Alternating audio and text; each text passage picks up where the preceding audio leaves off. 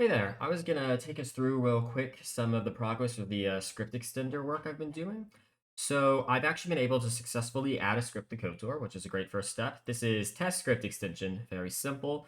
The actual body of what it's doing behind the scenes is it's just pulling down the routine and parameter count, which every single script that gets called from NWScript always has a routine ID and the number of parameters it's called with, and we're just sticking it out into the Windows debug.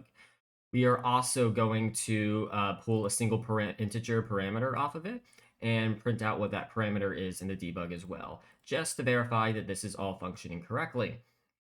And since this is located in the NWScript, as I've added it here, I'm able to build this out using, what's it called, NSS comp pretty easily. So I'm just using the same script in the previous test video, but I've also added a call to our test extension with the number 42 here. Don't worry about the Aurora post string. It's not going to work anyway because I don't have that script enabled right now. I suppose I could in a moment. But yeah, so that's the bulk of how it's going to work. There's some more business going on here, but this is what I really wanted to show you. So yeah, let's go ahead and demo this. Alrighty, so I just built this little launcher. It's got a lot of problems still, but it's doing the trick. So we're gonna go and load up the little script extender real quick. We select apply. There will be feedback here in the future, but right now I'm just seeing on my other screen that it's showing up in File Explorer. Alright, so now that the patch has been installed, we can launch the game through here. And I'm gonna go ahead and pull up the debug view so we can start looking at some of these messages that we're getting out of here.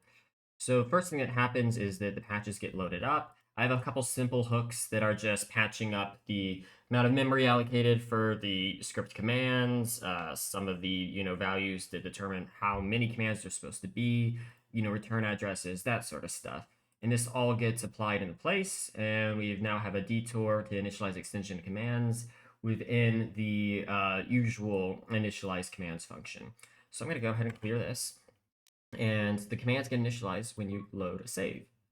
So I'm going to load up, and you'll see immediately, I'm going to pause for a moment here, that it found where the commands array were, and the test command was able to be located, so that's all good. These are some debugs for myself, and we're going to go ahead and talk Karth and see if this works. Karth, where are you going? Back here.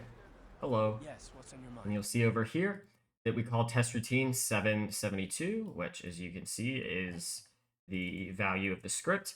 We had one parameters, and the value we passed in was 42.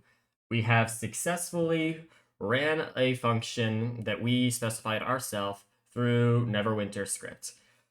This is the first step to a great deal of mini steps to do arbitrary, script extension in KOTOR. But yeah, this is exciting and it's a great progress. So thanks for watching.